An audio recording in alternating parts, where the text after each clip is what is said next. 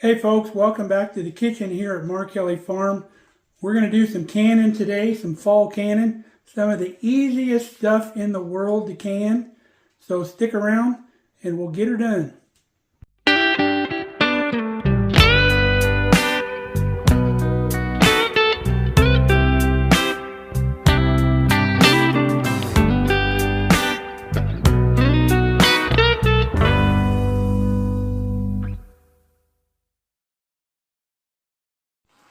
So what we're putting together are some quick meals that we can put in the pantry that all we got to do is bring it out, throw it in the pan, heat it up, and eat it. So super easy. It's like meals ready to eat.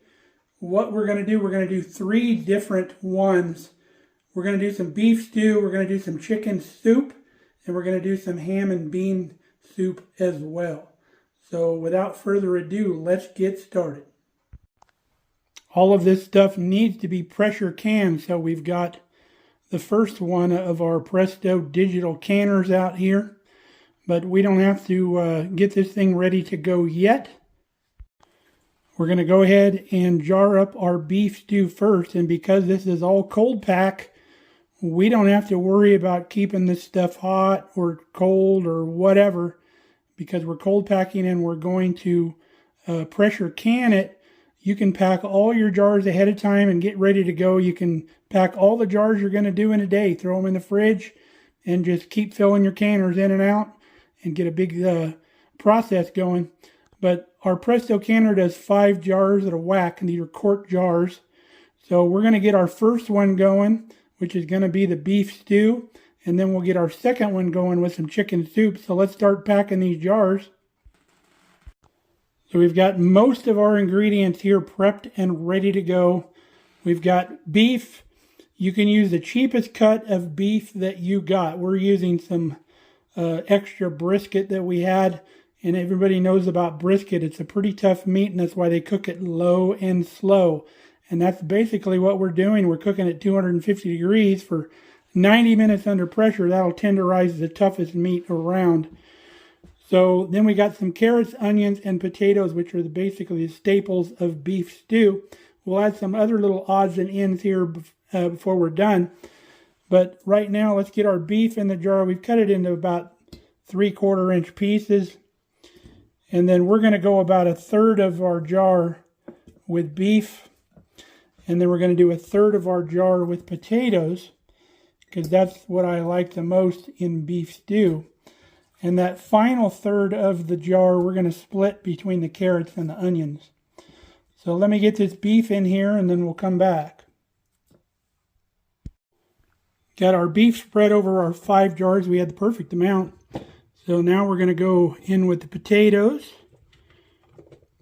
And then before we do the carrots and the onions, we'll kind of shake these jars around and settle them down a little bit. We got our jars filled with the potatoes and we shook them down. You can see we're about 2/3 full. So before I do the carrots and onions, I'm going to do a little seasoning in these jars. I'm using our favorite seasoning here. You can use any kind of combination seasoning that you like. If you don't want to use like a combo seasoning, you could put like a teaspoon of salt in each one of these jars. But we're going to put a teaspoon kind of heaping of our favorite seasoning here. That way it's in the middle of the jar. And then we're also going to get some garlic in here, probably about a teaspoon in each jar. So let's get the garlic out. Got our garlic, about 1 clove's worth, which I figure is about 1 teaspoon in each jar. That should be plenty.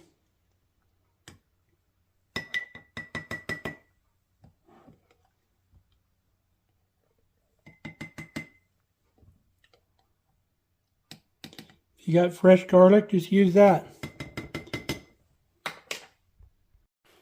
All right, now we're going to get on with some carrots.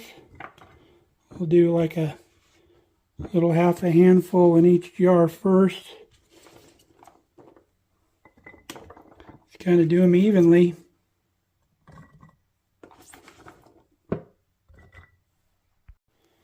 Now for the onions, same thing.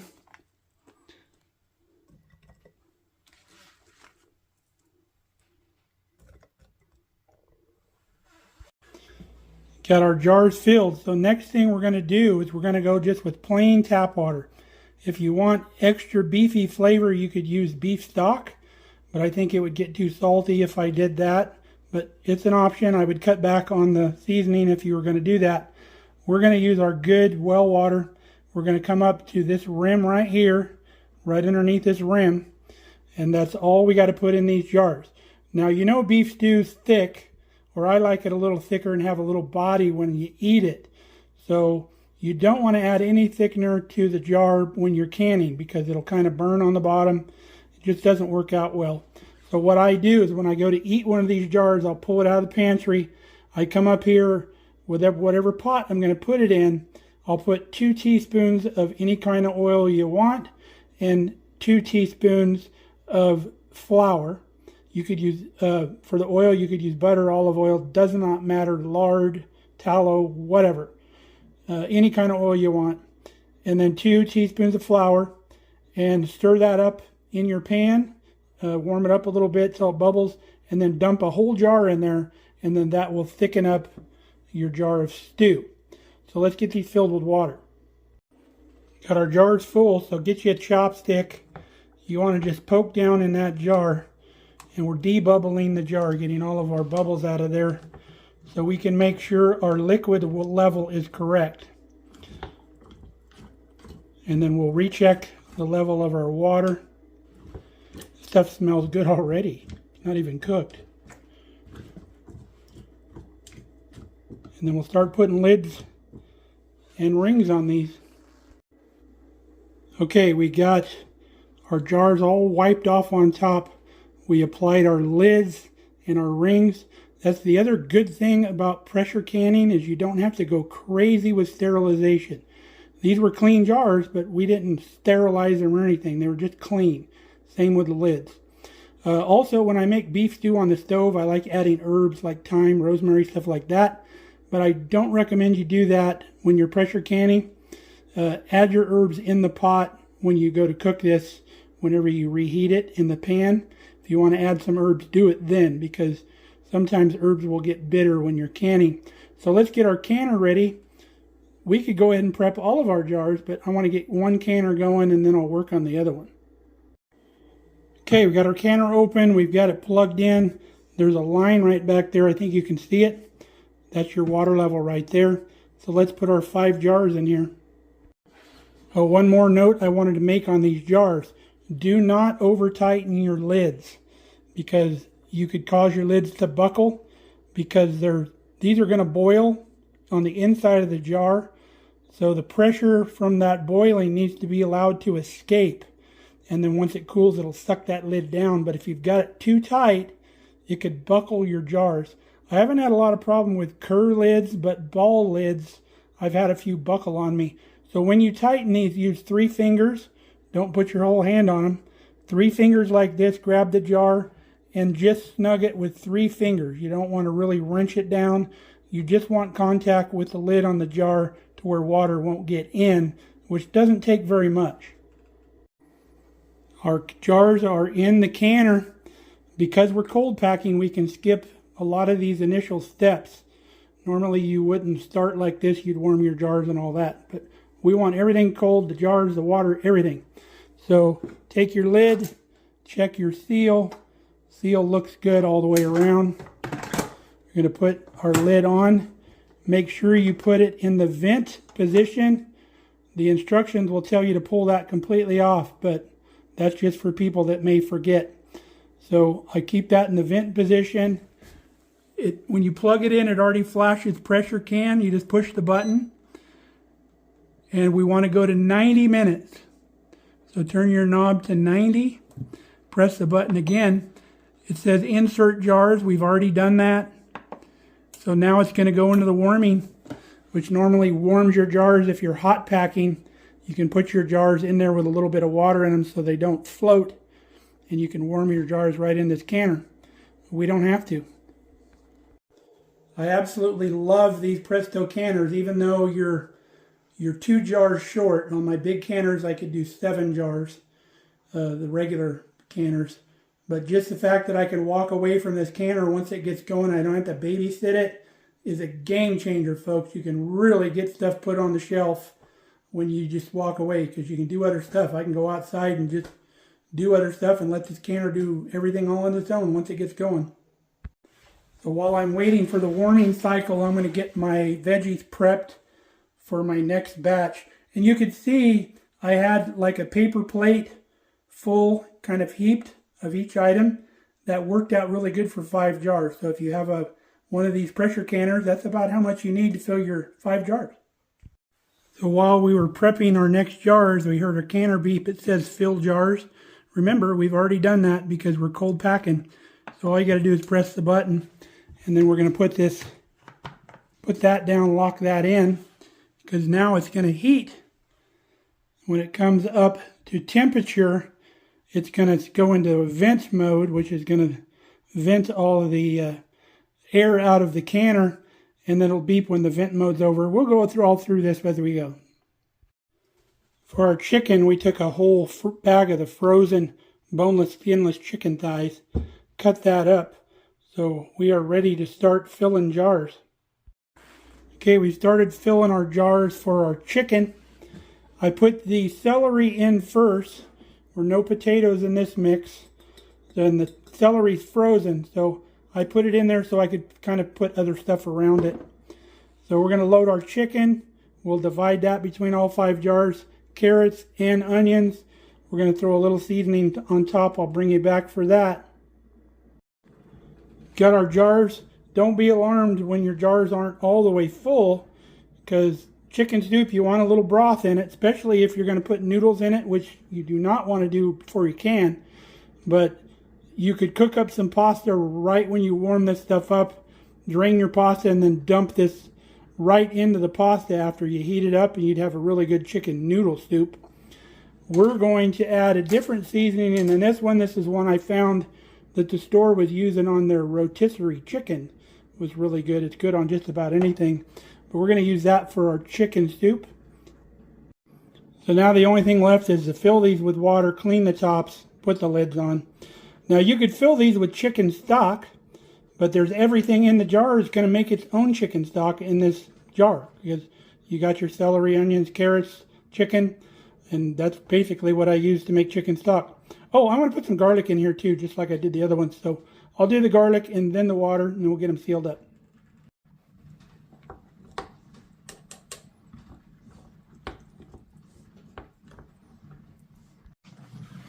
Okay, our canner's already 3 minutes into the vent mode. When it beeps again, we just close the vent, and I think it goes into pressure mode by itself, but we'll check it. These are now ready to go. Let's go get our other canner out. All right, you hear this thing beeping. Now it says can. So we want to close our vent and then press our button. So now it says 90 minutes, but that's not going to start until this thing comes up to pressure and temperature. What's also going to happen now that we've got the vent closed, once it reaches pressure, this thing will pop up, which also doesn't allow you to open your lid, because the safety feature this thing has. Meanwhile, on the other side of the kitchen, we have this loaded, ready to go. So lid's going to go on, and we'll do the same procedure with this one. So we got 5 more quart jars. We're going to get our next batch ready, which isn't going to go today. It may go very early in the morning before I go vote. I might get it started. But what we need to do with this, we need to put a half a cup of beans in each one of these jars.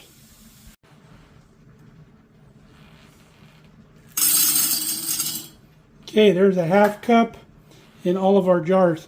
Now, if you were going to do just beans in these jars, like canning some beans, you would put a full cup of beans, and then you'd fill right up to here with water, and then let these sit overnight. I used to cook beans. I would just put half a cup of beans in a pint jar, fill the rest with water, and yeah, I said pint, and then I would immediately can them. And they do work that way, but I found that you get a superior quality bean if you're doing pint jars.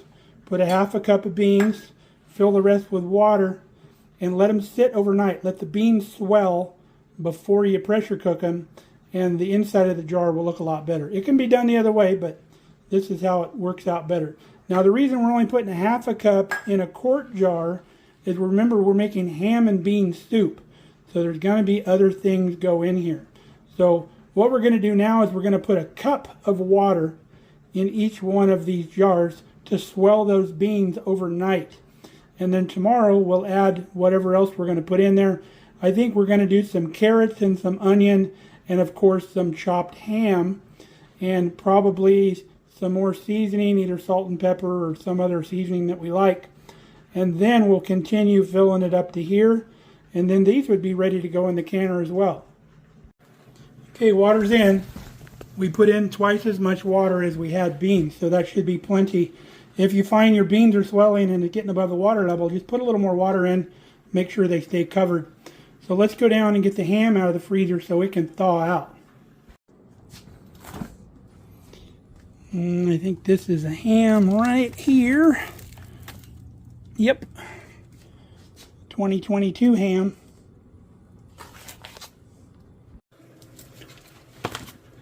Gonna let this thaw for a while. It's a pretty good sized brick.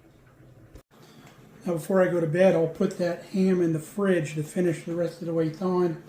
And then we'll cube that up and get our vegetables cut up in the morning. But we'll either, if we wake up early, we'll go ahead and do that because the canners are already out. It'll be super easy. So I'll show you this other stuff when it comes out of these canners tonight. Alright, this canner just beefed again, so it's up to pressure. So this is going to start counting down now. So in 90 minutes, this will be done, and then it's got a cool down mode that it does. If you've ever canned before, you know what a hassle it is to sit there by the stove for 90 minutes, especially if you have more than one canner going. That's pretty crazy. Once I load the dishwasher, I can go sit in my chair and just chill. Go down and put all of our extra lids and rings and stuff away. Okay, got all our stuff restored. Kelly's got some bulk bins now down here in the root cellar. Rice flour, sugar, all that good stuff. Pretty cool 5-gallon buckets, and they got screw top lids on them. Pretty sweet. What do you think of those, Ruby? Pretty cool? Yep. Okay, other canner says fill jars. We've already done that. So now we're going to heat. Can close our lid up. All right, this canner now is done in vent mode. Going to start its canning mode. This one over here still has 40 minutes because I got tied up on a phone call and missed a couple cycles on that last one, but the good thing about these canners, you can do that. Meanwhile, I took all the trimmings from that brisket and cooked them all up for the pups. It's all gristle and silver skin and all that, so even though it looks pretty good, it would be like shoe leather. But those dogs will absolutely love chewing on that stuff. The rest of it, I am making carne asada tacos for dinner. Can't wait for that. Kelly should be coming home here in about a half hour. I just remembered I got a PVC pipe to fix outside, so I can go do that. Done. The hydrant didn't get bled out all the way, and we split the pipe up here, so I had to cut all this loose. I went back with all metal instead of PVC. So it's all drained out for the winter now. Brought Ruby out for some exercise too. If I don't go outside, she won't go out. Separation anxiety. Pretty common with red heelers.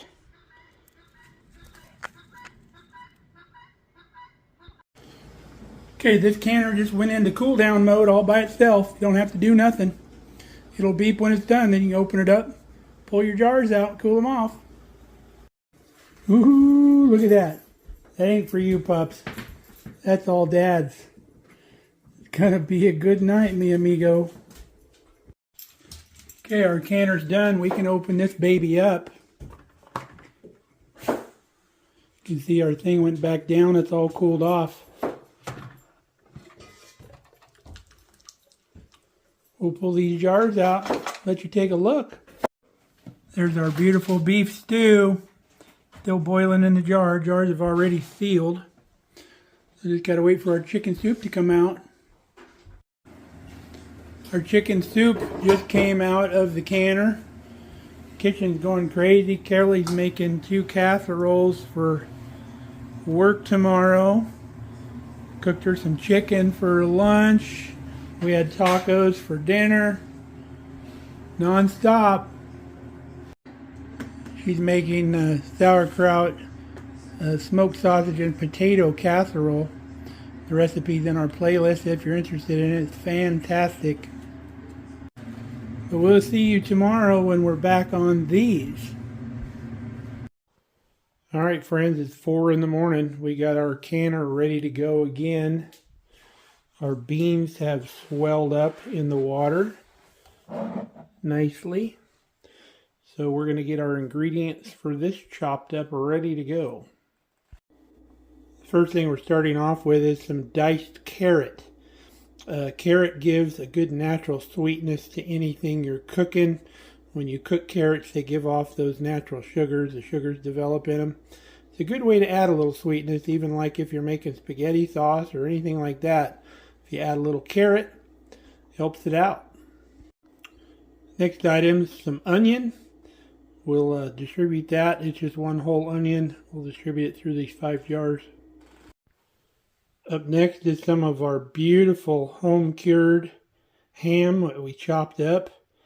We'll get that in the jars as well. We added about 1 clove's worth of chopped garlic as well. Now for seasoning, we don't want to go too crazy because the cured pork will have a little saltiness to it. So we're only going to add about 1/2 teaspoon. And for the ham and bean soup, we're going to go with this that we got at Junk John. If you remember, it's Vic's Rib Rub. I think it'll go well with this ham and bean soup. Okay, the only thing left to do is get the rest of the water in these jars. We'll come up to the same level here. And we want to leave just a little room in case our beans expand a little bit more. So you can see there's a little room left in those jars. So let's get them going. We filled the jars part way and then gave them a little stir to get some stuff down in those beans so the beans don't sit just on the bottom in a big glob.